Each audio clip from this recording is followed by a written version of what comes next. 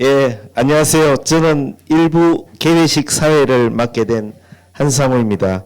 저는 3일 회계법인 자문사인 비즈인텔리를 운영하고 있고 학회에서는 부회장을 맡고 있습니다. 그럼 지금부터 한국 ESG 학회 경기환경에너지진흥원과 한국공법학회 환경사회거버넌스와 공법연구포럼이 주최 주관하고 환경부, 탄소중립위원회, 경기연구원, 한국자동차환경협회, 사단법인 ESG 코리아, 주식회사 하늘로에서 후원하는 한국 ESG 학회 제13회 학술대회 지속가능한 발전과 ESG를 시작하겠습니다. 이 행사는 유튜브로도 중계되고 있다는 거 말씀드리겠습니다. 먼저 한국 ESG 학회 회장이신 고문현 숭실대 교수님의 개회사가 있겠습니다.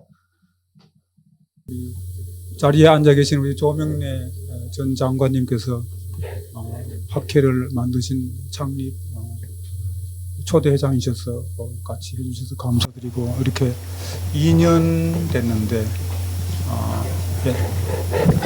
이 마이크가 잘 안 나오는 것 같아요. 이게 너무 떨어져 있어요. 학회가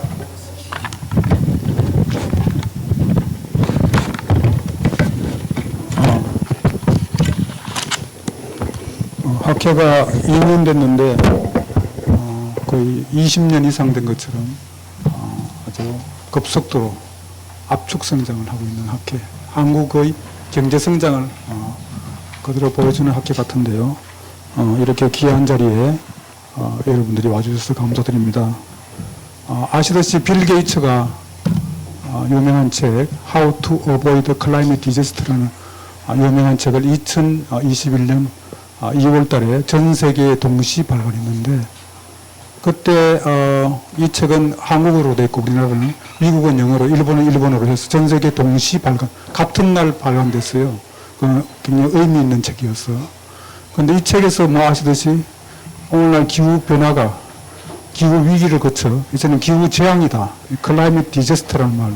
이게 지금 뭐 아시듯이 기후 재앙이란 말이 우리가 실감하고 있어요. 저도 오늘 아침에도 비가 오고 어제도 비가 오고, 이게 옛날에는 이렇게 비가 자주 오지 않았습니다. 그리고 저희 그 학교 다닐 때마다, 초등학교, 중학교 때마다 열대지방만 스콜 현상이 있었지 우리나라는 스콜 현상이 전혀 없었는데, 이제는 뭐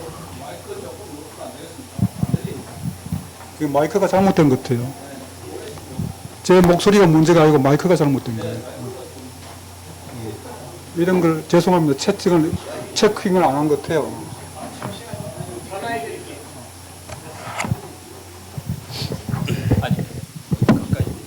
가까이 돼도 안 돼요. 이게 나은 것 같습니다. 자, 그래서 말씀 잘 주셨습니다. 시간 관계상 돌아갈 수는 없고요.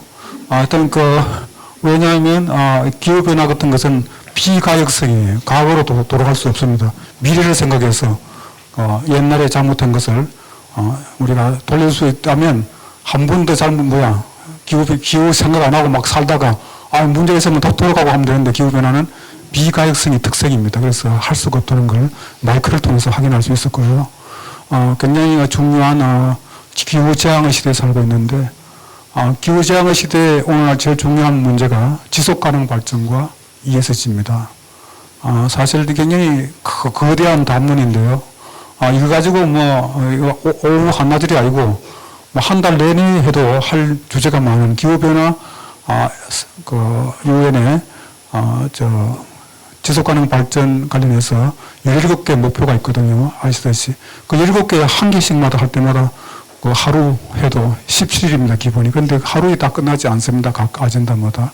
그래도 한 달 이상을 집중적으로 논의해야 되는데, 오늘은 오픈 게임으로 하고 다음에 본격적으로 하면 좋겠습니다.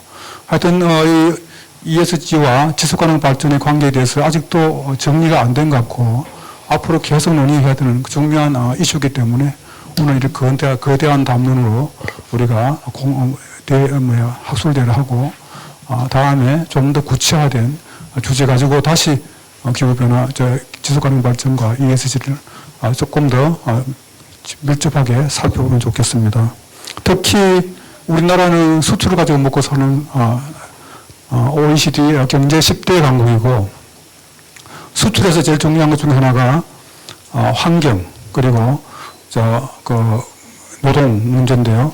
환경과 노동 문제가 바로 FTA의 중요한 내용입니다. 우리나라는 각 나라마다 많은 나라와 FTA 협약을 체결했는데 FTA의 가장 중요한 요소가 환경 조항 그리고 노동 조항입니다. 또 거부에서 조항도 있어요. 그래서 결국 우리가 수출하려면 FTA를 관문을 통과해야 되는데 그걸 통과 못하면 수출이 안 되는. 더 나아가서 오늘날 유럽에서는 탄소국경조정제도는 CBAM, 탄소국경조정제도라는 이것이 금년 5월에 발효가 됐고 2025년 12월 말까지 이 조정기간을 거쳐서 2026년 1월 1일부터 발효가 됩니다. 그래서 이 탄소국경조정제도는 이제 남의 문제가 아니고 우리나라의 수출과 관련되고 수출이 안 되면 대한민국의 미래가 없습니다. 그래서 절박한 문제예요. 그래서 여러분들이 여기 오신 기업과 관련된 오신 분들은 발등에 떨어진 불이고 풍전다고 합니다. 2026년 1월 1일 후에는 봐주는 게 없기 때문에 그때 가서 하소연하면 그때 가서 곡소리를 내도 아무 소용이 없습니다. 지금부터 준비를 더 잘해야 된다. 그런 의미에서 ESG가 아무리 강조해도 지나치지 않고 특히 미국 같은 경우에는 바이든 정부에서 인플레이션 감축법을 만들어서 또 여러 가지 미국 관련 자국에서 생산한 것을 보호하는 이른바 보호무역지가 나타나는데 ESG라는 명분으로 나타나고 있습니다. 결국 무역으로 포장된 거기 것이기 때문에 그냥 지나가는 것이 아니고요. 계속 지속될 것이고 우리나라가 이 ESG 허들을 통과 못하면 대한민국 미래가 없는 정말로 중차대한 문제라고 생각합니다. 그래서 우리나라가 이러한 미국과 EU의 ESG 동맹을 타개하게 한 이런 중차대한 상황에서 지속가능 발전과 ESG라는 대주제로 저희 학술대회를 개최하게 된 것을 무척 기쁘게 생각합니다. 이번에 학술대회에 환영사를 해서 도와주신 김혜애 경기환경에너지진흥원 원장님과 그리고 축사를 해주신 조명래 저희 학교 초대 회장님, 전 환경부장님, 장관님 그리고 오늘 정말 귀한 기조 강연을 해주시는 서울대학교 명예교수로 계시는 강태진 교수님의 ESG와 미래 유망산업에 대한 기대가 무척 큽니다. 그리고 그 외에도 발표, 토론, 사회를 맡으신 여러분께 깊은 감사를 드립니다. 그린워싱, 더 나아가서 ESG 와싱이 난무하는 이런 중차대한 상황에서 여러분들의 심도 깊은 논의를 통하여 지속가능 발전과 ESG 관계에 대한 바람직한 관계 정립 그리고 여기에 기초한 ESG 교육에 대한 소중한 결론이 도출되어 KESG 모델 개발의 초석을 다질 수 있는 계기가 되기를 기대합니다. 공사다망하신 가운데도 이번 학술대회에 참석하여 자리를 빛내주신 여러분들의 직장과 가정에 건강과 행운이 가득하시기를 간절히 기원합니다. 고맙습니다. 예, 고 회장님 감사합니다. 다음은 이 행사를 후원해 주신 경기환경에너지진흥원의 김혜애 원장님의 환영사가 있습니다. 김 원장님을 박수로 맞아주시기 바랍니다.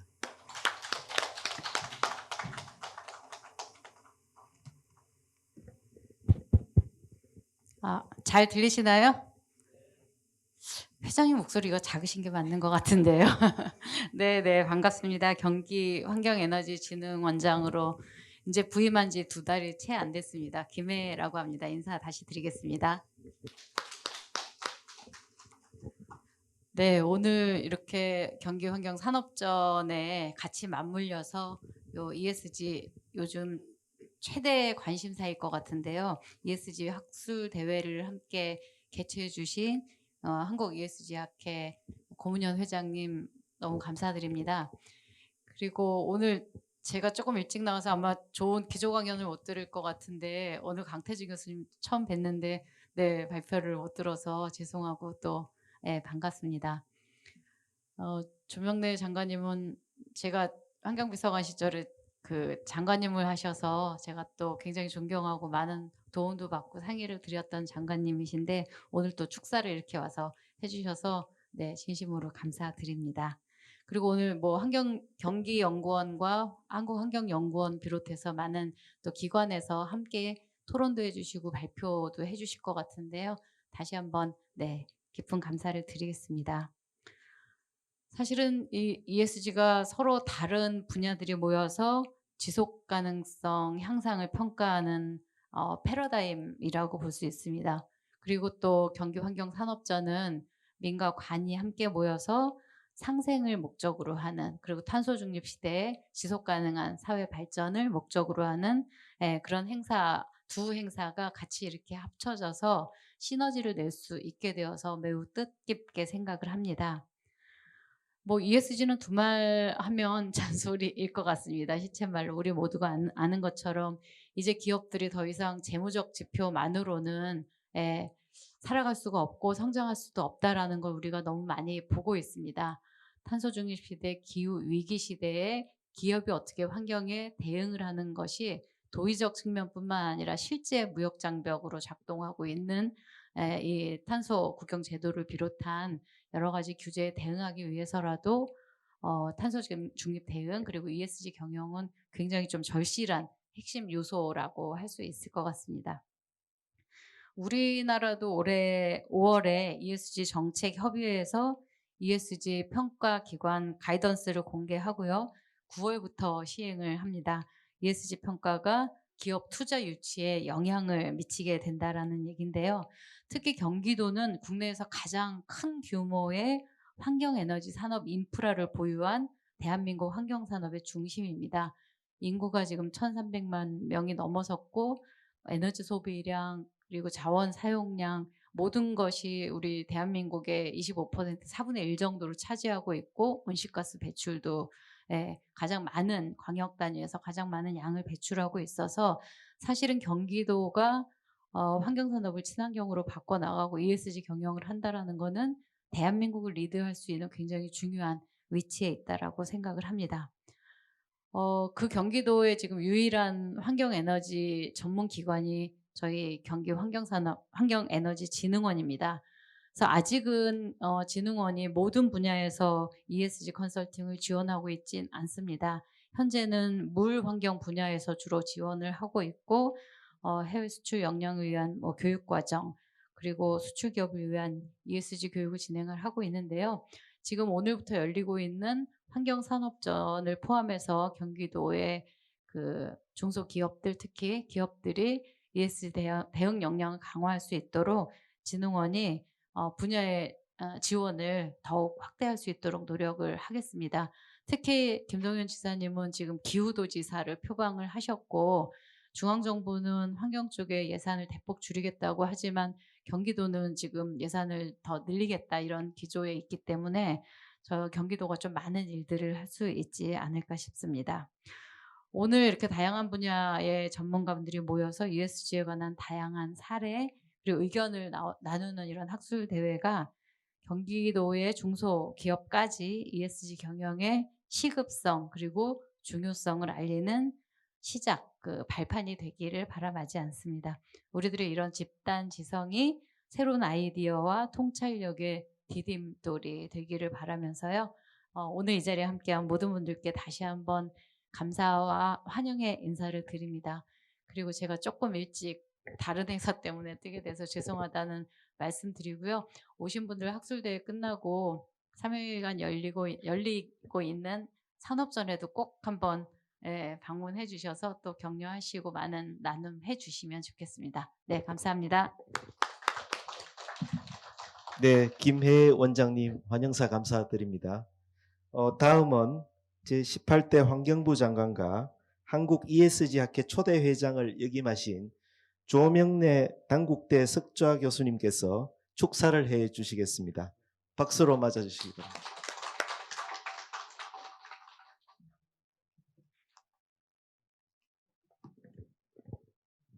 네, 안녕하세요. 소개받은 조명래입니다. 현재 당국대학교 석좌 교수로 있고 18대 환경부 장관을 역임하기도 했습니다.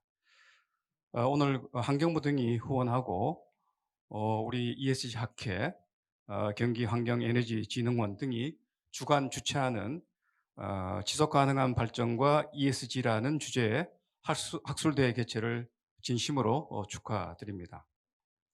오늘의 행사를 위해서 애쓰신 ESG 학회의 학회장님, 그리고 우리 경기환경에너지진흥원의 원장님 등 관계자 여러분과, 그리고 이 자리를 함께해 주신 모든 분들께 감사 인사를 드립니다. 그리고 모두 환영합니다.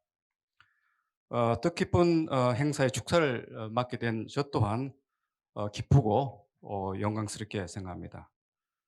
우리 모두가 알고 있듯이 지금 전 세계는 날로 심각해지는 기후위기를 우리가 맞이하고 있습니다. 올여름 우리는 가장 뜨거웠던 지구를 보았습니다. 많은 전문가들이 이러한 기후변화를 예측을 했었습니다만 올해와 같은 극단적이고 이례적인 기후변화 현상의 출현은 기존의 예측 범위를 훨씬 뛰어넘고 있습니다. 우리 정부가 공식적으로 극단 기후 내지는 호우라는 표현을 쓰기도 했습니다. 이러한 극단적인 기후 현상은 앞으로 더욱 잦아질 것 같습니다. 기후 위기는 인류가 현재 직면한 가장 위험스러우면서도 절박한 생존 문제 중에 하나에 속합니다. 저는 전보해도 과언이 아니라고 보는데요. 기후 변화로 인한 극단적인 폭우, 그다음에 수개월 동안 지속되고 광력적으로 지속되는 산불, 코로나 바이러스 출현과 같은 생태계 교란 등은 우리 일상에 이미 깊숙한 영향을 끼치고 있습니다. 코로나는 아시다시피 전 세계인들을 무려 2년 동안 가둬놓았고 지구촌의 일상활동을 2년 동안 멈추도록 했습니다. 그 원인이 모두가 기후변화에 있다고 해석들을 하고 있습니다. 기후위기 문제는 단순한 좁은 의미의 환경 문제가 더 이상 아닙니다. 온난화를 넘어서는 가열화로 지칭되는 이 기후위기는 다양한 형태의 기후 리스크로 우리에게 다가와서 일상의 경제 사회 활동에서 막대한 비용을 갈수록 크게 발생시키고 있습니다. 여러분 아시다시피 세계 경제 포럼에서는 우리가 어떠한 대책을 수립하지 않는다면 지금 같은 기후 위기로 인해서 세계 GDP 총 생산량에게 한 18% 정도가 순수하게 손실이 될 것으로 이렇게 예측을 하고 있습니다. 기후 피해와 비용이 또한 국가 간에 또한 지역 간에 계층 간에 고르지 않게 배분되는 이른바 기후 부정의 혹은 불평등 문제도 날로 심해지고 있습니다. 이른바 기후 인권 문제가 논의되는 배경도 바로 여기에 있다고 봅니다. ESG라는 것은 여러분 잘 아시다시피 이해관계자 자본주의 시대에 경제, 사회, 환경 간의 가치 균형을 실현하는 혁신적인 기업 경영의 한 방법으로 그 시작은 유엔 사무총장 전 사무총장이었던 코피 아난에 의해서 제안이 됐던 겁니다. 그 당시에는 오늘 우리 주제가 되고 있는 지속 가능한 발전의 논의가 전 세계적으로 이루어졌던 시대였고요. 그럼에도 불구하고 잘 안 되던 또 시대이기도 했습니다. 그렇게 해서 당시에 총장이 지속 가능한 발전이 되기 위해서는 우리가 경제 활동이 환경 오염을 덜 일으키는 것으로 바뀌지 않으면 안 된다는 판단에서 경제 활동에서 돈을 쥐고 있는 이 금융사 리더들을 불러서 코피 아난이 부탁을 했던 겁니다. 그렇게 해서 ESG라는 용어가 이제 생기기 시작했는데, 그러나 지금 기후 위기 시대를 맞아서 앞에서 말씀드렸던 이 광의의 우리 기후 위기를 넘어서기 위해서는 협의의 기업 차원에서의 환경 경영, 사회적 경영, 민주적 윤리적 경영 등을 아우르는 지속 가능한 경영 개념으로 우리가 확대를 지금 시키고 있는 것이 바로 ESG라고 보면 될 것 같습니다. 저는 기업에만 좁히는 것은 아닙니다만 그래도 ESG는 기업과 관련해서 주로 논의가 되고 있죠. 그간 기업은 스스로가 만들어낸 각종 환경 문제를 스스로가 책임지지 않고 외부화시켰습니다. 그냥 버려줬다는 뜻이 되겠죠. 그렇게 해서 국가와 사회가 세금과 같은 공적 재원으로 그 문제를 해왔던 것이 바로 근대 국가의 환경 정책의 핵심 내용이 되겠습니다. 그러나 이제는 더 이상 기업이 스스로가 책임을 안 지는 그런 상태가 돼서는 안 되겠죠. 그렇게 해서 기후 비용이든지 혹은 환경 문제이든지 이제는 기업 내부화를 해야 되는 그런 목소리가 커지고 있습니다.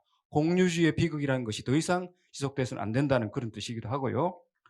따라서 생산과 이윤 창출을 위한 기업의 전 과정에서 에너지와 자원의 사용에 따르는 탄소 배출을 이제는 기업이 비용을 들더라도 책임을 지고 줄여가야 합니다.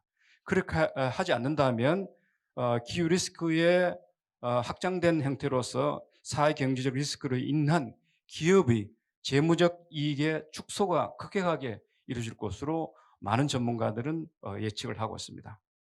오늘 발표에서도 아마 소개가 될 것 같습니다만 마이클 포터 같은 하버드대 비즈니스 그 스쿨의 교수는 기업이 이제는 국가를 대신해야 한다고 이야기를 하고 있습니다. 국가가 책임져 왔던 공동체 이익까지도 이제는 기업이 책임져야 하는 그런 시대가 됐다고 합니다. 저는 상당히 의미 있는 진단이라고 보고 있고 이 은술은 이미 수년 전에 나왔습니다. 아직도 우리가 그 의미를 제대로 깨닫지는 못하고 있는 것 같습니다. 사회의 기대와 요구를 충족시키기 위해서는 기업 경영을 통해서 이른바 다양성과 포용성 등과 같은 사회적 가치 창출이 기업이 이윤 추구만 하는 것이 아니라 그와 동시에 사회적 가치 창출을 하고 또 증진에 기여가 되는 그런 기업 운영 방식과 경영이 돼야 한다는 뜻이 되겠죠. 노동인권, 노동안전, 성평등, 지역사회 공헌 등을 요소로 하는 사회적 경영은 기후위기 시대에 기업이 사회적 책임을 다하는 모습이라고 저는 보고 있습니다. 환경 부분, 특히 ESG 중에서도 이에 해당한 환경 부분, 그 다음에 사회 부분에서 기업 경영이 올바르게 이루어지기 위해서는 기업의 지배구조가 투명성, 윤리성, 민주성의 바탕을 둬야 한다고 저는 보고 있습니다. 기업의 결정 과정을 투명하게 공개하고 이해 관계자들의 이익이 균등하게 투영되며 경영자의 윤리적 행동이 담보되는 그런 지배구조의 구축은 기업의 지배구조의 구축은 기후위기를 기업 차원에서 극복하는 시스템 그 자체라고 저는 보고 있습니다. 우리나라 ESG가 잘 안 되는 여러 가지 이유 중에 하나는 파고 들어가게 된다면 기업 차원에서는 지배구조가 건강하지 못하다는 그런 결론이 도출되고 있습니다. 따라서 기후변화 대응을 위한 ESG 경영도 궁극적으로는 기업 차원에서는 튼실한 민주적이고 윤리적인 지배구조가 구축될 때 그 이상으로 환경 경영이라든가 사회 경영이 가능하겠죠. 자, 이렇듯 기후위기 시대 ESG는 기업이 장기적인 비전을 구축하고 지속 가능한 성장을 이뤄 나가는데 필수적인 경영 도구입니다. 이는 또한 기업의 경쟁력을 향상시키고 긍정적인 사회에 영향을 미치는 동시에 미래 세대를 위한 더 나은 환경을 구축하는 길을 여는 것이기도 합니다. 선진국의 기업들은 환경 책임, 노동 인권, 준법 병행 등 ESG의 규범화를 통해서 기업의 새로운 경쟁력을 강화하고 있습니다. 지금 글로벌 비즈니스 폼치고 이런 ESG 경영하지 않는 기업 한번 있는지 한번 여러분 손들어 보세요. 저는 없다고 봅니다. 그런 경영이 이제 기업 이윤 창출에도 다 도움이 되고 또한 사회 가치 증진에도 동시에 그 기여를 이제 하게 되는 기여를 하고 있습니다. 2030년 글로벌 자본 흐름에서 적게는 90%, 많게는 95% 이상이 ESG 관련 자본이 될 것으로 예측을 하고 있습니다. 이 통계는 제가 자주 인용을 하는데요. 또한 글로벌 그 공급망도 이른바 가치 사슬망을 구성하는 이 공급망도 ESG를 기반으로 하는 그런 가치 사슬로 재구축되고 있습니다. 그것은 뭐 기업의 안팎의 요구에서 그런 변화들이 지금 현재 글로벌 스케일에서 지금 저는 일어나고 있다고 보고 있습니다. 따라서 ESG는 이제 더 이상 개별 기업의 차원에서만 머무는 이슈가 아닌 것 같습니다. 우리나라에서 보더라도 공공기관, 지방자치단체, 교육기관, 심지어 시민단체까지도 ESG 경영이 지금 요구되고 있습니다. 저는 그래서 우리 ESG 학회 창립 총회에서 아마 대회에서 제가 그 당시에 발표를 하면서 이런 현상을 ESG의 메가 트렌드라고 불렀습니다. 저는 오늘 이 자리가 기후위기 시대 지속가능 사회를 위한 우리의 지혜를 모아 우리나라의 중심이 되는 경기도부터 지자체, 경영 전략에 ESG 요소들이 도입되기를 희망을 해봅니다. 오늘의 기후위기를 내일의 성장 기회로라는 슬로건을 내세우고 있는 경기 아리백의 추진이 더 이상 반가운 이유가 여기에 있습니다. 경기도는 이를 실행하기 위해 경기연구원과 또한 경기환경에너지진흥원이라는 전략 수립과 실행을 위한 기관을 이미 확보하고 있습니다. 따라서 이를 통해서 이런 기관을 통해서 탄소 중립과 아리백의 선도적 역할을 지금 대한민국 내에서도 가장 열심히 저는 잘하고 있다고 이렇게 보고 있습니다. 여기 계신 ESG 각 분야의 전문가 여러분에 의해서 논의될 ESG 원칙의 수용, 그리고 경기도의 기후에너지 정책의 추진은 이를 통해서 우리는 기후위기를 극복하고 지속가능한 미래를 열기 위해서 한 발자국 더 나아갈 수 있게 된다고 보고 있습니다. 다시 한번 오늘의 학술 행사를 준비하는데 애쓰신 모든 관계자 여러분, 그리고 참석하신 모든 분들께 감사를 드립니다.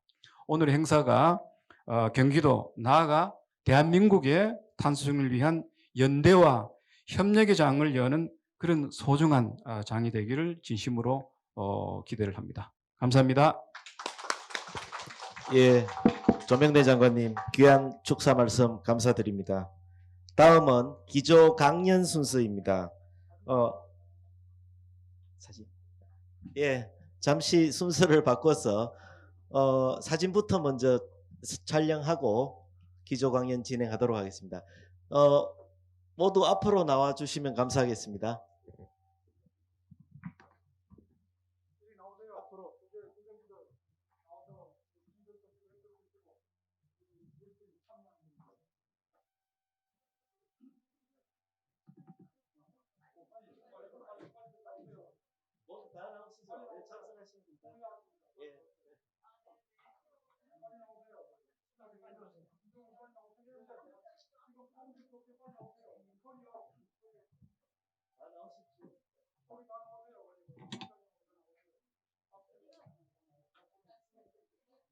지금 단체 사진 촬영 예정이오니 모두 앞으로 나오셔서 촬영에 임해 주시길 바랍니다. 참석하신 모든 분들 다 나오시길 바랍니다.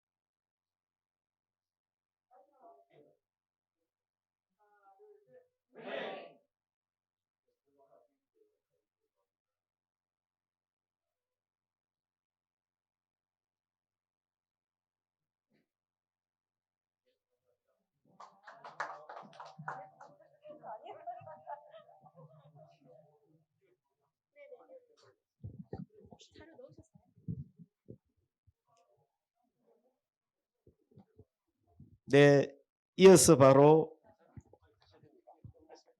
기조 강연 진행하도록 하겠습니다. 잠시만 기다려 주십시오. 예, ESG와 미래 유망 산업이라는 주제로 강태진 서울대 명예교수 겸 국가위원회 미래과학인재 양성특위 위원장님의 기조 강연이 있겠습니다. 박수로 청해 주시기 바랍니다. 네, 반갑습니다. 빔 프로젝트 파워 온 했습니까?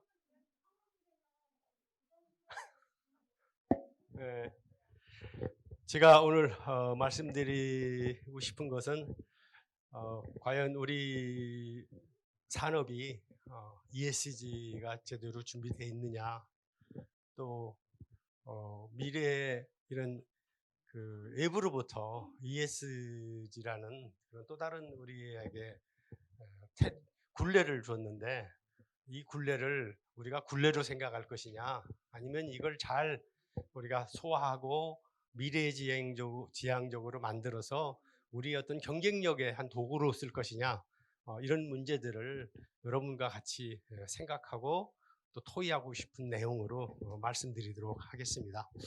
우리 축사 취임사에서 다 말씀하셨듯이 ESG는 가장 깊은 관계가 역시 이제 산업하고의 관계입니다. 자, 그런데 우리 지금 대한민국이 굉장히 경제적으로 어려운 그런 방향으로 가고 있습니다. 우리 산업이 굉장히 지금 경쟁력을 상실해 가고 있고, 또 우리 경제 위기가 또 한번 들이닥치지 않냐 하는 그런 불안감을 우리가 가지고 있습니다. 경제 위기는 우리한테 지금 닥쳐오고 있는데, 거기에 대한 대책이나 그걸 어떻게 극복할 것인지, 이런 거에 대한 그 정부의 정책들이 굉장히 슬로우 무드로 움직이고 있습니다. 물론 국가기관이라는 게 하루아침에 확확 돌아설 수는 없지만, 탈원전 문제만 해도 그렇습니다. 우리 대한민국의 경제 발전의 가장 기본은 우리 제조업입니다. 물건을 만들어서 해외에 수출함으로써 그 부가가치를 가지고 대한민국의 오늘날의 경제 부흥을 이뤘고 세계 10위권의 경제 규모의 대국이 됐는데,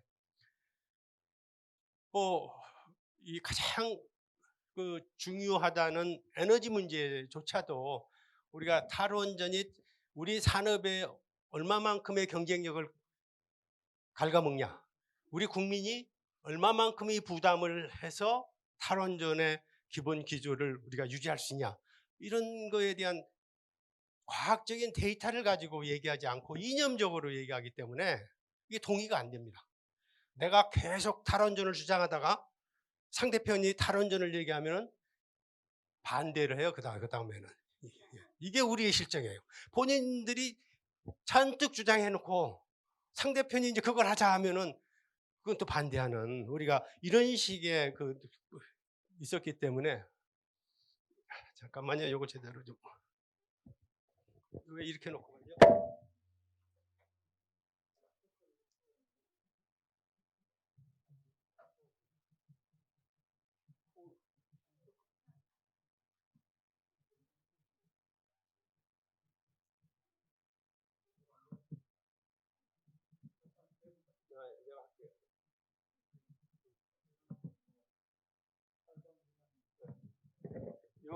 요 없습니까? 리모컨.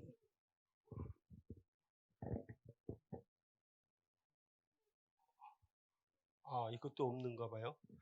예, 그쪽에 있을 것 같은데. 네.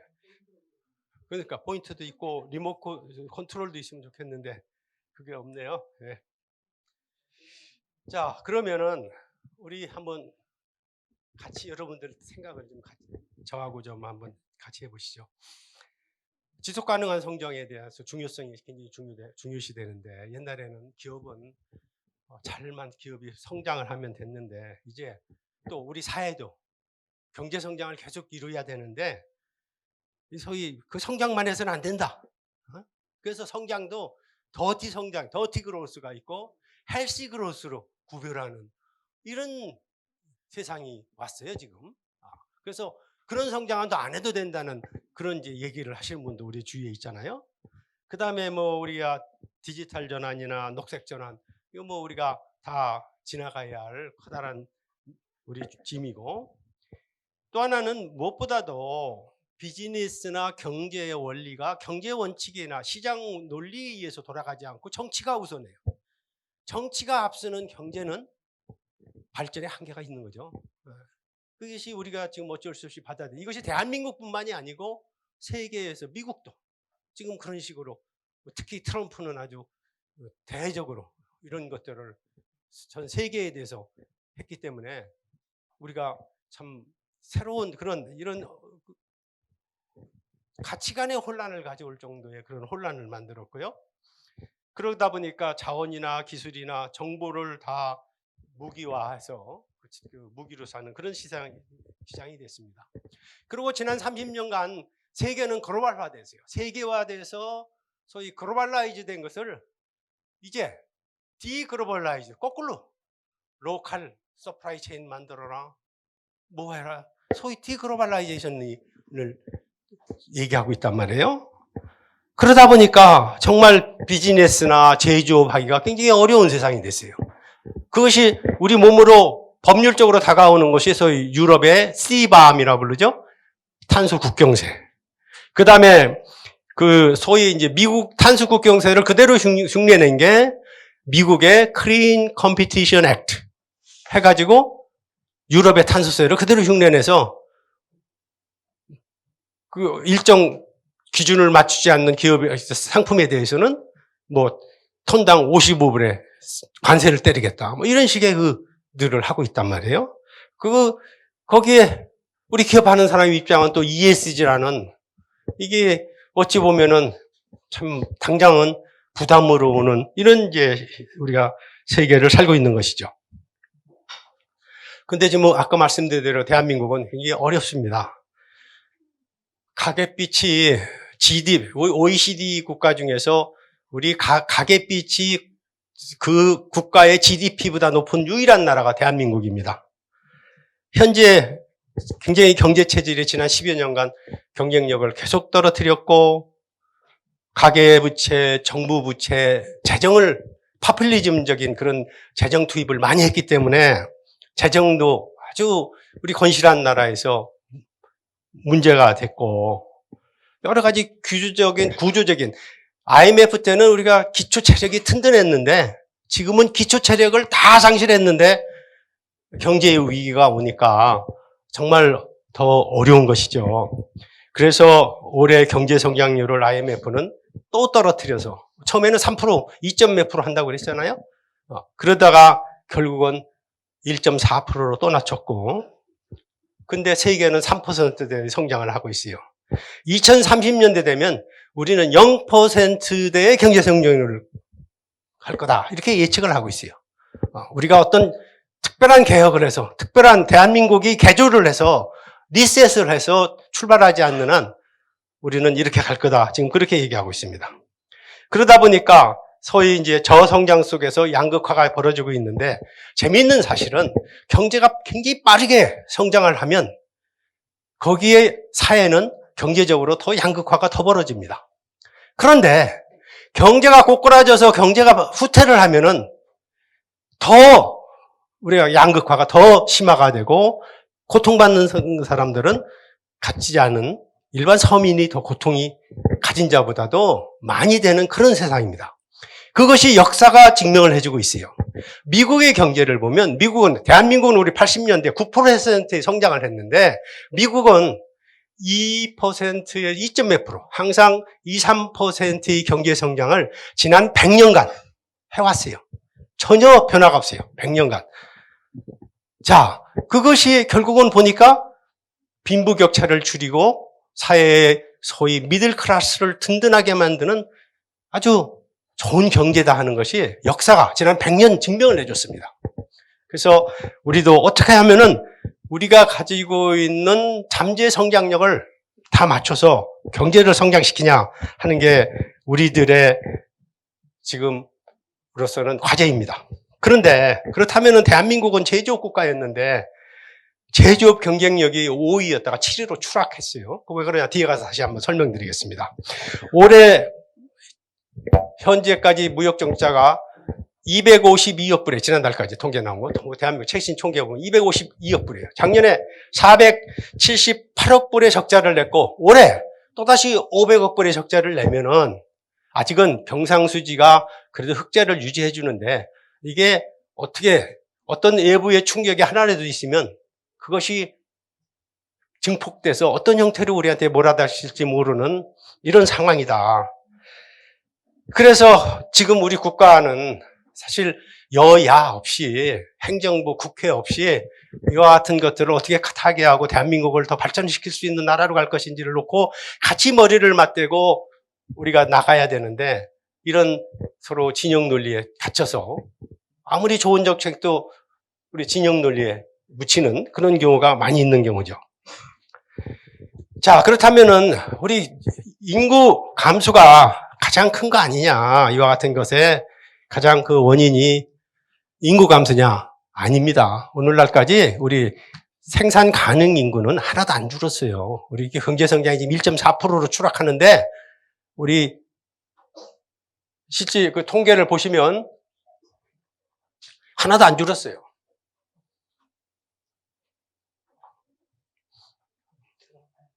됐네. 됐어. 네, 됐습니다. 네, 감사합니다. 이거 한번 통계 보세요. 하나도 안 줄었잖아요? 전체 3,700만 명의 우리 생산 가능 인구가 있어요. 문제는 언제부터냐? 지금부터입니다. 지금부터. 2030년까지 가면 약 357만 명, 360만 명의 인구가 감소합니다. 생산 가능 인구가 줄어듭니다. 자, 그렇다면은 우리가 경제가 이렇게 추락됐는데 이 추락된 원인이 뭐냐? 크게 경제를 우리가 보면 하나는 우리 노동 투입이죠. 근데 노동 투입은 감소 안 했잖아요. 감소 안 했는데도 이렇게 우리가 경제 성장률이 하락을 했어요. 그렇다면은 다시 한번 봅시다. 하나는 노동인데 노동 투입과 자본과 생산성에서 세 가지 요소로 본다면은 노동 투입은 감소 안 했는데 제일 문제가 자본 투입 증가세가 둔화됐다. 다시 말해서 기업들이 투자를 안 한다. 내가 중소기업을 하나 운영하면 더 크게 더 투자를 해서 회사를 더 키워가지고 우리 자식한테 더 큰 기업으로 물려주겠다는 게 우리 8, 90년대 모든 기업하는 사람들의 대한민국에 기업하는 사람들은 그게 하나의 큰 가치였습니다. 그러니까 어떻게 해서도 은행에 가서 돈 빌려다가 시설 투자하고 캐파 늘리고 더 기업을 키우는데 몰두했던 거예요. 그런데 이게 기업하는 사람들한테 모든 사기를 다 꺾인 거예요. 기업하는 사람들한테 온갖 가지 제재가 다 들어오고 예를 들어 가지고 큰 사고 나면은 이 시장 경제 자유주의 민주주의라면은 기업이나 개인한테 벌금으로 해결할 수 있는 굉장히 경제적으로 해결할 수 있는 것을 형사처벌로 하니까 기업하는 사람들이 그 기업 크게 늘려서 운영한들 우리 자식들 머리만 아파. 나는 기업 확장하는데 하나도 관심 없어. 아주 내가 하던 것만 잘 하고 우리 자식들 그런 거 가지고 편히 먹게 할게요. 이런 식의 팽배한 것들이 중소기업 하는 사람들한테 팽배해 있다는 거예요. 자, 이거 우리 바꿔야 되겠다는 것이죠. 그 다음에 그러다 보니까 우리가 시설 투자가 계속 일어나야 생산성이 향상되는데 생산성이 향상이 안 돼요. 통계를 한번 보시죠. 통계를 한번 보면요. 지금 노동 보세요. 노동은 현재까지는 계속 1980년대부터 노동이 계속 투입이 감소해가지고 이제 노동은 앞으로 우리나라 경제 성장을 까먹습니다. 노동이 이제 노동에서의 투입을 우리 까먹고 있고 2030년대 아까 말씀드린 대로 가면은 심각해집니다. 그 다음에 자본을 보면 자본 투자가 점점 감소하고 있죠? 엄청나게 감소하고 있습니다. 우리 기업의 현장에 계신 분들이 여기도 우리 기업하시는 분도 계시고 그런데 그런 분들이 내가 더 빨리 더 키워야 되겠다. 더 캐파를 늘려야 되겠다. 내가 또 새로운 투자를 해야 되겠다. 이런 의욕이 다 가져야 되는데 이게 최근 지난 10여 년 사이에 그런 의욕들이 다 2000년대 들어와서 다 그런 것들이 우리가 사라진 것이 한국 경제의 가장 큰 마이너스다. 그래서 전체적으로 총 생산 요소도 그러다 보니까 투자가 안 일어나니까 생산성도 증가할 리가 없죠. 이런 문제점을 가지고 있는 겁니다. 그래서 우리 향후 30년대 이후는 더 비관적이에요. 결국 대한민국은 1인당 소득 증가율이 사상 최저를 맞이해서 우리 현재 대만한테 국민소득 추월당했거든요. 앞으로 더 추월당할 거다. 우리가 생각했던 정말 현찮게 생각했던 나라들의 1인당 국민소득보다도 더 떨어질 수 있는 상황이 올 수 있다는 것이죠. 자, 우리가 그런 세상을 지금 그런 현실을 맞아서 여기 계신 분들은 다 책임이 있으신 분들이에요. 이걸 어떻게 우리가 돌릴 것이냐. 우리는 이것을 다시 발전할 수 있는 그런 나라로 만들어야 할 책임이 여러분들에게 저 있다고 생각을 합니다. 대한민국이 그래도 현재는 경제 주유국입니다. IMF, 세계은행이나 IMF나 우리 월드뱅크나 모든 기관에서 세계 경제 분석을 할 때 대한민국 경제, 수출 통계, 대한민국 경제가 다 들어가 있고 주요 경제국인데 이게 2030년대 가면 이제 주변국으로 우리 쳐다도 안 보는 지금 베트남 정도로 쳐다보는 국가로 추락할 수 있다는 것이죠. 대한민국이. 그렇게 돼서는 안 되겠다는 거죠. 자, 그럼 이걸 타개하려면 어떻게 해야 되겠냐. 현재로서 대한민국이 해야 할 일은 제조업을 살려야 됩니다. 제조업에도 활기를 넣고 제조업하는 사람들의 분위기를 쇄신을 해야 되고 우리 정부 입장에서는 금융 안정화. 우리 현재 한국은행에서 IMF의 국장을 했던 이창용 국장을 한국은행 총재로 모셔왔어요. 아직 아주 신뢰가 굉장히 워낙 실력이 있고 아주 신뢰가 두껍습니다. 아마 이런 금융 문제는 우리 이창용 한국은행 총재가 잘 마무리해 갈 거라 믿습니다. 그러나 아직도 여러분들 10%에 가까운 7, 8%의 은행 이자를 내고 사업해서 그걸 갚을 수 있는 업종이 많지 않다는 데 문제가 있어요. 그래서 우리 금융 빨리 안정화시키고 그 다음에는 우리 아까 보셨죠? 노동개혁 안 하면 대한민국이 어떻게 하는지. 그렇죠? 규제개혁, 노동개혁, 장기적인, 중장기적인 이러한 것들을 우리가 개선해서 빨리 경제성장을 한 단계 더 업그레이드 해야 되겠다는 게 우리들이 가지고 있는 숙제입니다. 자, 보면 우리 GDP 순위가 10위였습니다. 10위. 근데 우리 상반기에 세계 브라질과 러시아가 우리가 같은 수준인데 지금 12위로 떨어졌죠. 12위로 떨어졌고 2030년 되면 16위로 떨어지고 2050년 되면 20위 밖으로 물러날 수도 있다. 18위에서 20위 사이로 물러날 수 있다. 지금 이렇게 보고 있습니다. 자, 나이지리아가 2050년이 되면 한국보다 GDP에서 앞서는 그런 나라가 돼요. 통계 지금 예측이. 자, 우리가 그걸 그렇게 가게 할 수는 없잖아요. 우리가 뭔가 우리가 업턴을 해야 되니까 우리가 같이 여러분들이 이러한 것들을 우리가 심각하게 생각하고 고민하고 뭔가를 같이 하자. 그런 의미에서 말씀드립니다. 자, 제조업이 왜 중요하냐. 우리 역사를 보면요. 산업혁명이 1775년에 제임스 와트가 스팀 엔진을 아주 효율적인 동력기관으로 만들어서 우리가 공장 개념을 탄생시켰어요.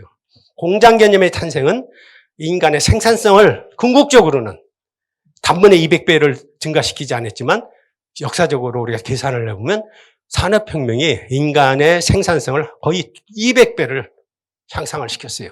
결국 인간은 산업혁명 전에는 세 끼를 배고프지 않고 먹고 따뜻하게 옷 입고 사는 거에 하루 종일을 다 보내서 해결을 했는데 산업혁명이 일어남으로써 이제 소위 미들클래스 월급을 받는 사람이 생기고 되게 많은 사람들이 농원에 소속돼서 자유라는 게 없었죠.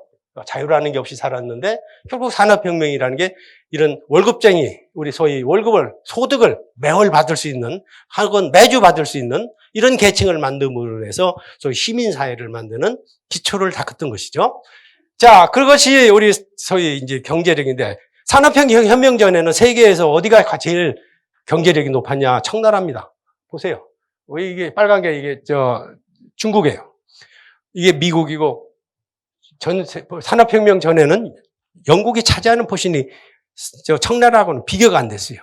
그런데 이제 한 100년쯤 지나니까 1800년 19세기 오니까 이제 완전히 청나라는 짜부러들고 결국 이것이 소위 중국의 치욕의 100년을 만들어낸 하나의 커다란 원인이다. 이렇게 또 경제학자 중에는 얘기하시는 분도 있습니다. 자, 우리나라는 보시다시피 제조업이 26%를 차지하는 나라입니다. 그 다음에 독일이 21%고 일본이 20%예요. 우리 제조업 경쟁력이 굉장히 높습니다. 자, 그렇다면 일부 경제학자들은 이게 선진국 보면 제조업 비중이 미국은 11%밖에 안 돼. 근데 왜 자꾸 제조업 가지고 얘기하냐? 왜 11%냐? 미국의 제조업은, 미국의 아까 말씀드린 대로 미국의 국력은 여기서 보셨다지만 60년대, 70년대 세계 최고의 제조국 아니에요? 우리 어렸을 때 미제 최고 좋았잖아요. 그렇죠? 미제 하다면서 손톱깎이 하나도 미제하고 국산하고 너무 달랐잖아요. 그런 시절을 겪었어요. 미국은 저렇게 제조업이 중요했어요. 자, 그런데 왜 비중이 저러냐? 제조업이 중요성이 감소돼서 저런 게 아니라 제조업 이외에 기술을 바탕으로 한 소프트웨어나 서비스업이나 세계를 지배하는 이런 산업들이 생긴 거예요. 제조업이 축소된 게 아니고 제조업은 계속 발전했고 확장됐는데 그것이 결국은 미국의 그 강한 나라를 만든 것인데 우리는 제조업 이외에는 세계를 리드할 뭐가 없어요. 우리가 소프트웨어가 있어요. 아니 우리가 관광 자원이나 문화 자원이 엄청나서 우리가 뭘 할 게 있어요. 그렇죠? 우리 할 수 있는 게 뭐니? 제조업 이제 그만 얘기하고 서비스업 발전해야 된다. 우리가 기술이 있고 그런 우리가 금융위 허브를 하든가 세계인들이 다 돈 벌면 한국에다 돈 갖다 놓고 싶어 한다든가 아니면 휴가하면 다 한국으로 오고 싶어 한다든가 이런 자원이 없잖아요. 우리가 할 수 있는 걸 우리가 제일 잘해서 우리가 빨리 이와 같은 위기를 아주 지혜롭게 극복해야 할 숙제가 지금 여기 계신 여러분들, 우리 이 사회의 지도자분들이 다 지고 있는 숙제고 짐이라고 우리가 여겼으면 좋겠습니다. 우리의 세계 제조업 비결은요, 경쟁력이, 국제 경쟁력이 한국은 항상 5위를 지난 20년간 유지해 왔어요. 미국, 독일, 그 다음에 중국, 일본 다음에 한국이었어요. 근데 지난 10여 년간 이걸 다 갉아먹더니 결국은 대만한테 추월당하고 프랑스한테 추월당하고 조금 있으면 이태리한테 추월당하고 우리가 지금 현재 7위입니다. 그러나 이것도 2030년 되면 9위, 10위로 더 미끄러질 현재대로 가면 그렇죠? 그런 지금 추세다. 결국 우리 아들이 나보다 못 살아요. 미국 지난 100년간 다음 세대 항상 지난 100년을 돌아보면 내가 20대보다는 30대 잘 살았고 30대보다는 40대 더 잘 살았고 40대보다는 50대 더 잘 사는 그런 사회예요. 그런 사회를 유지해왔어요. 미국 사회를 보면. 왜? 경제성장이 2%, 3%를 계속 100년간 지속되어 왔기 때문에. 한국은 0%예요. 0점 몇 퍼센트 이제 이런 식으로.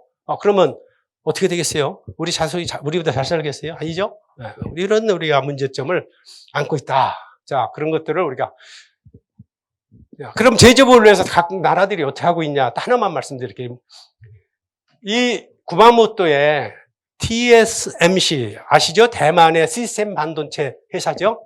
20년 전만 해도 시스템 TSMC 사장이 한국에 오면 삼성전자에서는 임원 정도 만나주지 사장 그런 사람 만날 필요가 없었어요. 왜? 삼성전자에서 보면은 우리나라 중견기업 정도밖에 안 되니까 그런 회사였어요. 지금은 완전히 역전됐죠. 역전돼가지고 각 나라가 TSMC 공장을 유치하려고 일본이 얼마나 80년대 반도체를 세계를 리드했던 나라 아니에요? 7, 80년대? 근데 TSMC 공장 유치하려고 5조 원을 보조해주고 있어요. 5조 원을 보조하면서 구마모토 공장이 거의 완성돼 가고 있어요. 독일이 반도체 공장을 독일에 유치하려고 장관이 타이완을 방문했어요. 자, 우리 국무위원이 타이완 가면요, 중국이 바로 경제적 보복을 해요. 그거 개의치 않고 갔어요. 공장 유치하려고. TSMC를 찾아간 거예요. 이게 지금 TSMC의 위상이고, 자, 그렇다면 앞으로 우리 삼성전자가 TSMC보다 더 크게 발전해야 되는데 어떻게 될 거냐? 5년 후 어떻게 될 거냐? 5년에 따라잡았으면 좋겠어요. 근데 전문가들은 5년 후에는 석차가 더 벌어질 거다. 10년 후에는 더 벌어질 거다. 이렇게 전문가들이 예측을 하고 있는데 문제인 것이죠. 아까 독일은 20%, 21% 이게 이제 그 제조업의 GDP 비중인데 전체 EU 27개국의 평균은 16%입니다. 이걸 20%까지 끌어올려야 되겠다 해서 여러 가지 제조업 지원 정책을 펴고 있어요. 그래서 아까 말씀드린 대로 TSMC도 우리 독일에 유치하려고 그러고 있고, 미국은 소위 이제 뭐 IRA법 이런 해가지고 WTO 차지 시스템 자체를 흔들어 놓으면서 자국 기업을 좀 보호해주는 정책을 하고 있잖아요. 그 중에서도 저희가 지금 걱정되는 게 뭐냐면은 소위 이제 우수 인재를 한 15,000명씩 열어가겠다는 거예요. 지금 아주 우수 인재들은 H1 비자라는 그런 비자를 통해 가지고 그 TO가 딱 한정돼 있기 때문에 재복귀하고 이런 식으로 해서 지금 이제 가는데, 이걸 확 15,000명까지 열겠다 하면은 저는 걱정이, 서울대학교에 아주 우수한 애, 카이스트에 우수한 애, 우리 연고대에 우수한 학생이 있으면 그런 애들한테 다 여름방학 때문에 인턴십을 다 줘요. 그래가지고 걔가 우수한 애 같으면 졸업하자마자 다 데려가. 우리 인재들을 다 빨려 들어가는 브레이크홀이 될 수가 있어요. 저 E4 비자를 저렇게 열어주면, 15,000명을 열어주면 우리의 우수한 인재들이 다 그쪽으로 가는 그런 우리 위험성이 있으면서 있는 그런 부분들이죠. 자, 그래서 우리 그럼 한국 어떻게 해야 되겠냐? 우리 제조업 파운더리를 만들자. 제조업 파운더리라는 게 뭐냐? 예를 들어서 우리 전기차 배터리 대한민국이 잘 만들고 있잖아요. 배터리 팔지 말고 차체, 셋이에다 얹어서, 배터리에 얹어서 우리가 볼보나 BMW에 납품하면 볼보 BMW의 디자인 씌우고 거기에 여러 가지 소프트웨어 얹고 엔터테인먼트 얹고 그래서 차를 만들 수 있잖아요. 우리가 더 부가가치를 더 높여서 그런 살 수 있도록 여러 가지 제조업 화환들을 하자는 것이 해야 되고 또 이렇게 가야 되는데, 그 분야는 여러 가지 분야가 있어요. 제조업 화환들을 보면은 반도체만 있는 게 아니고 전기차도 있고 소위 이제 SMR, 우리 모듈라 원전 이런 것들도 있고, 소위 바이오 헬스 쪽이 있고, 이런 것들에서 우리가 가자. 제가 시간이 없기 때문에 좀 빨리 같이 나가겠습니다. 자, ESG 때문에 가져올 새로운 비즈니스 기회가 뭐냐? 이거 우리 보스턴 컨설팅 컴퍼니하고 매경하고 해서 올 초에 발표한 내용이에요. 이 정도의 우리 ESG, 재생에너지, 폐기물 처리, 전기차, 수소경제, 어반 에어 모빌리티, 소위 이 드론이죠. 도심 드론 이런 데서 이런 상당한 그런 기회가 있을 거다 하고 예측을 하고 있어요. 자, 밀턴 프리드만은 1970년대 기업의 사회적인 책임은 이익을 내서 더 주주들한테 경제적 이익을 갖다 주는 것이 최고의 기업 가치다, 이렇게 얘기를 했어요. 70년대. 근데 그게 이제 소위 CSR이라는 개념이 들어오면서, CSR은 뭐냐? 소위 Corporate Social Responsibility는 기업의 호혜 차원에서 베푸는 그런 차원에서 돈을 썼던 거예요. 그런데 우리 조 장관이 말씀 잠깐 하시던데, 소위 마이클 포터는 그걸 한 단계 더 넘어서 우리가 Created Social Value, 우리가 사회적인 그런 일을 더 발전시키면 거기서 기업은 더 많은 이익 창출을 할 수 있고 같이 발전할 수 있다 하는 그런 개념을 하버드 경영대학원의 우리 마이클 포터 교수가 CSV를 내놨던 것이죠. 다 이것이 오늘날의 ESG 바탕을 깔고 있는 것이죠. Started wondering, how is it possible for clothing to be made at these low prices? It's a good question, because while price was the priority, there were signs worker safety was not. In the decade before Rana Plaza, hundreds of people died in factory fires and building collapses in Bangladesh. Tragedy after tragedy, year after year, and no one in Canada seemed to notice. That changed on the morning of April 24th. ESG가 이제 처음에 우리가 왜 이게 이런 걸로 이렇게 발전을 하게 됐냐 하는 것을 한 꼭지에서 좀 설명드리려고 그래요. 이 패션이 가장 글로벌된 산업입니다. 왜 그러냐? 패션은 손이 많이 가는 산업이고 단계적으로 다 달라요. 소재를 만드는 사람, 실을 만드는 사람, 천을 만드는 사람, 거기에 색깔을 부여하고 패턴을 부여하는 사람, 그놈을 가지고 또 우리 패션 디자이너들은 여러 가지 옷을 만들어내고 이렇게 돼요. 따라서 가장 글로벌화된 산업이에요.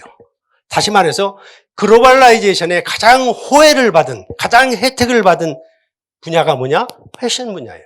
그런 과정을 통해서 뭐 유니클로라든가 H&M이라든가 자라든가 이런 그 패스트 패션의 브랜드들이 아주 꽃을 피우고, 사실 일본의 최고 부자는 손정희 씨가 아니고 유니클로 회장이죠. 우리 야나이 상이라 해가지고 유씨예요, 유씨, 버들 유씨자. 거기다가 우물정자를 붙여가지고 귀화하면서 한국 사람이에요. 최고 부자가 이런 패션 가장 호혜를 많이 입은 업종인데, 가장 거기서 이제 어떤 문제가 있냐? 지금 여기서 보듯이 벵글라데시에서 옷을 만드는데 건물이 붕괴돼가지고 한 1,100명이 죽었는데, 거기서 만들던 걸 보니까 세계적인 유명 브랜드 옷들을 다 만들고 있는 거예요, 거기에. 거기서 파헤치고 이제 구조 작업을 들어갔는데, 그래서 이제 패션 분야에서 먼저 이렇게 가서는 안 되겠다 하는 이제 이런 거예요. 그래서 원래 힉 인덱스라는 것은 뭐였냐? 환경 분야만 관심을 가졌어요. 그래서 인체에 해롭지 않은 물질, 자연에 해롭지 않은 것, 자연을 훼손하지 않으면서 환경보호 측면, 이런 환경의 인덱스를 만들어서 이 기업이, 이 제품이 환경에 맞게 제대로 만들었냐 하는 것을 평가하는 모듈이었고, 대개 이 브랜드들이 저 인덱스를 제출하라고 그랬어요. 그것이 소위 이제 우리가 처음에 ESG는 환경부터 출발했잖아요. 어떻게 하면 환경을 보호하냐. 그래서 이게 환경보호 모듈인데, 라나 프라자 이 사건이 터지고 나서 힉 인덱스에서 뭘 도입했냐면, 레이버 앤 소셜 인덱스라는 항목을 다시 집어넣었어요. 레이버나 소셜은 관계 없었어요. 그전에는. 그래 이제 힉 인덱스가 아주 빠르게 2014년도에 이 사건 이후로 이걸 도입을 해가지고, 이 사람들은 어떤 사람들이냐? 소위 패션업에 종사하는 사람들의 협의체예요. 그 협의체에서 이제 이걸 도입한 것이죠. 그래서 이제 힉 인덱스는 소셜 레이버, 그러니까 그 사람의 노동 조건이 맞냐? 그 사회에 인간당한 생활을 할 수 있는 돈을 받고 일하냐? 안전하냐? 사회나 기업으로 또 노동자들이 제대로 보호되냐? 이런 이제 개념들에서 출발했던 것이죠. 근데 이제 소위 블랙락의 우리 레리 핑크스가 이 ESG라는 단어를, 거기를 우리가 이제 사실 뭐 없던 단어가 아니라 그렇게 이제 소셜 레이버 인덱스를 다 합쳐가지고 소위 ESG라는 소위 이제 단어를 만들어내서 ESG를 따르지 않는 기업에는 투자하지 않겠다 하니까, 지난 우리 2년 반 동안 한국에 이제 ESG 바람이 불기 시작했던 것이죠.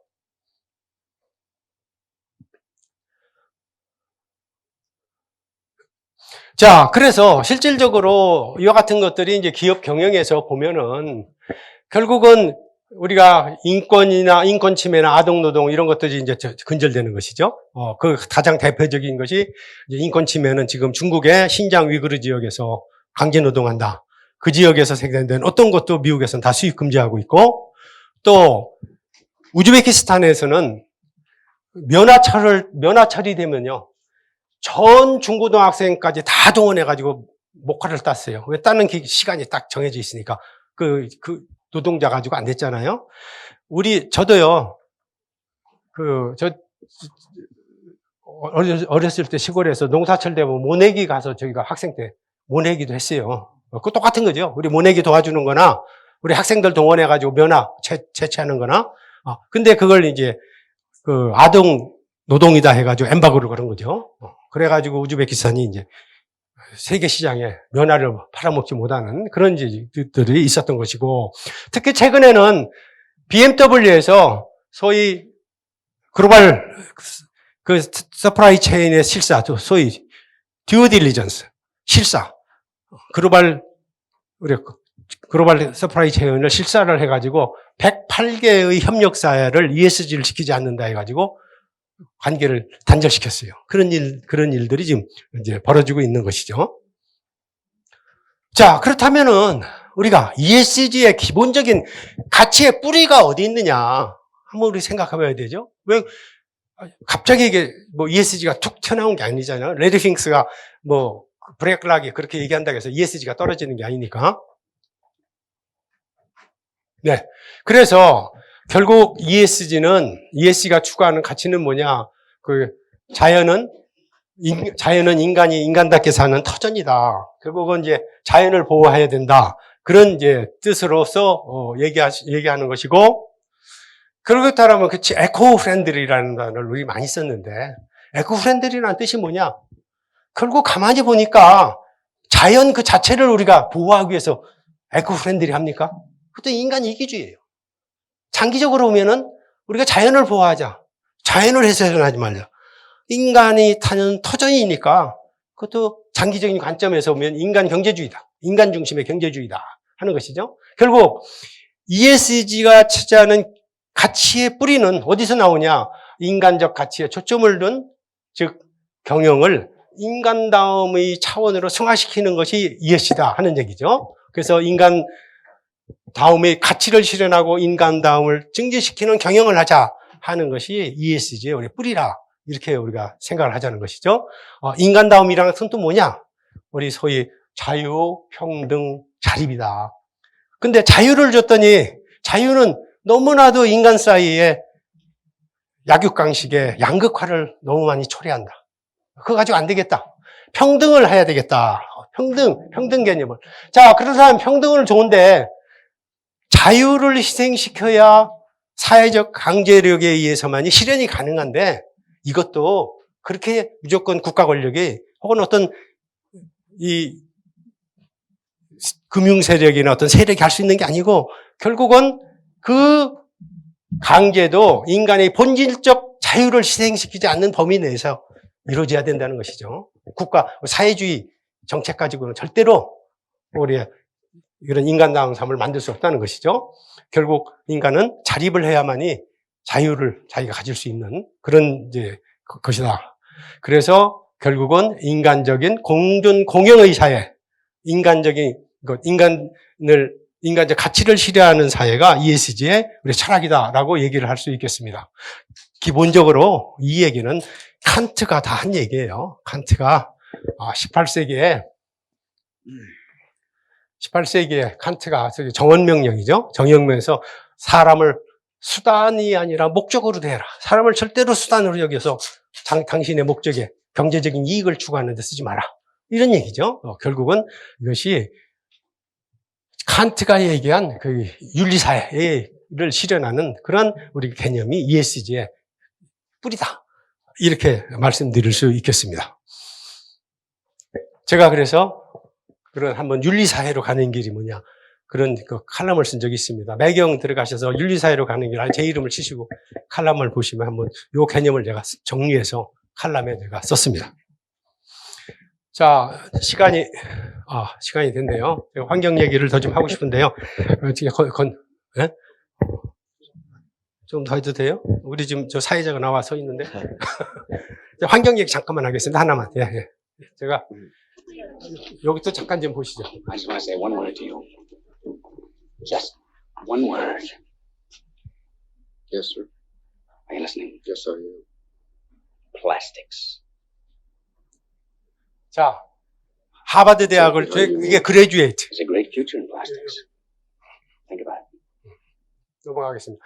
그레듀에이트라는 영화가 1967년에 만들어진 영화고 1970년대에 한국에 들어와서 상영이 됐는데 저 그거 굉장히 재밌게 봤거든요. 더스틴 호프만이 하버드 대학을 졸업하니까 아버지가 졸업 파티를 집에서 열어줬어요. 그 이제 졸업했으니까 너 뭐 할래? 계속 가족들이 물어볼 거 아니에요. 그 아버지 친구가 끌고 나가더니 야, 플라스틱에 그레이트 퓨처가 있어. 플라스틱이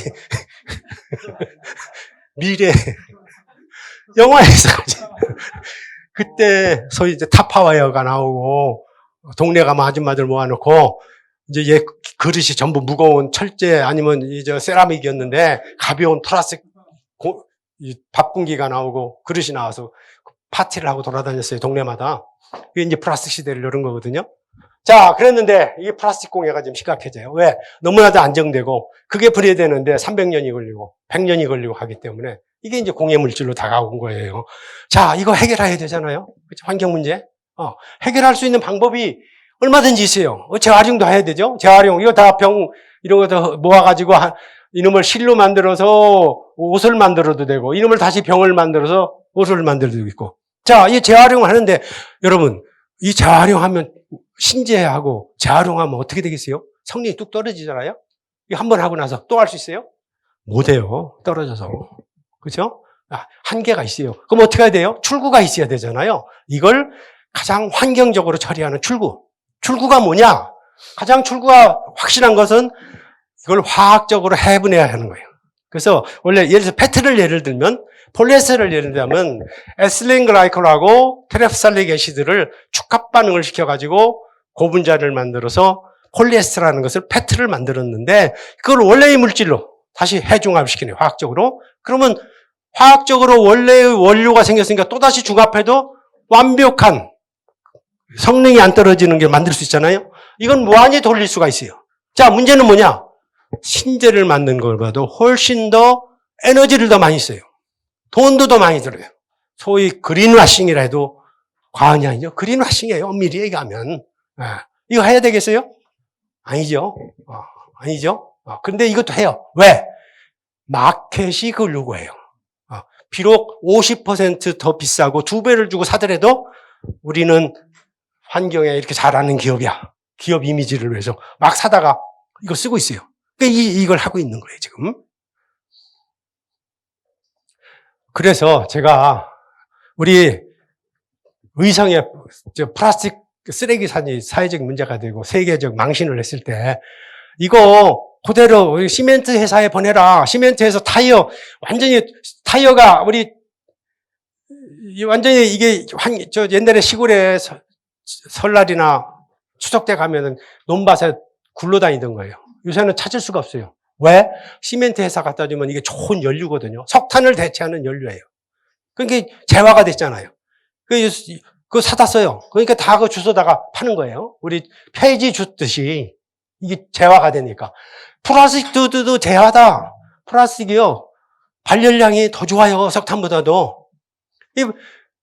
그래 버리는 거 다 주워서 우리 플라스틱에 보내자 해가지고 제가 2017년부터 캠페인을 부르기 시작해서 2019년 해서 그 당시 한 70만 톤이 시멘트 공장에 갔는데 작년에 한 220만 톤, 올해 280만 톤의 폐플라스틱이 여기로 가고 있어요. 시멘트 공장의 연료로. 그 얘기는 무슨 소리냐? 280만 톤의 러시아산 석탄을 수입해서 시멘트를 만들었는데 280만 톤 수입을 안 해도 되는 거예요. 궁극적으로 현재 한 500만 톤을 우리가 절약할 수가 있어요. 대한민국이 앞으로 석탄 수입을 500만 톤을 절약할 수가 있어요. 해야죠. 근데 이것도 만만치 않아요. 기존에 그 밸류 체인들이 있기 때문에 기존에 그 돌아가는 것이 있어서 이게 좋은 줄 알지만 한계가 있어요. 가는데. 그래서 그런 우리가 해결할 줄 모르는 게 아니라 이미 기존의 기득권 세력들 기존에 돌아가던 그런 시장 논리가 있기 때문에 그걸 어느 정도 비껴가서 깨야 되니까 그게 어려움이 있는 거예요. 그러나 이건 서서히 더 우리가 빠르게 진행돼서 내년에는 300만 톤 이상을 우리가 시멘트 공장으로 보내서 궁극적으로는 동네 할머니, 할아버지가 폐지만 줍는 게 아니라 이제 플라스틱도 주스러 다니는 이제 그런 우리가 시장 논리만 만들면 폐플라스틱 공해 문제 없어진다. 내가 그렇게 계속 지금 강의를 하고 있는 거예요. 그렇게 하자고. 네. 한 걸음 더 나아가서 태평양에 한반도에 7개 거기에 쓰레기 산이 있는데 우리 이거 가서 저거 갖다가 우리가 시멘트에 500만 톤의 석탄을 대체해서 쓰자. 대한민국이 저기서 1년에 뭐 100만 톤만이라도 가져온다면은 세계 환경 문제를 해결하는데 가장 선진국으로 갈 수 있고 대한민국의 명예를 살릴 수 있다 해서 계속 제가 5만 톤의 배를 가지고 가서 끌어오는 그런 프로젝트를 하려고 계속 설득 중에 있습니다. 제가 시간이 없어서 그냥 끝내야 되겠습니다. 네, 여러분 감사합니다. 질의응답은 못 받겠습니다. 시간상. 네, 이것으로 마치겠습니다. 감사합니다. 예, 강태진 교수님 감사합니다.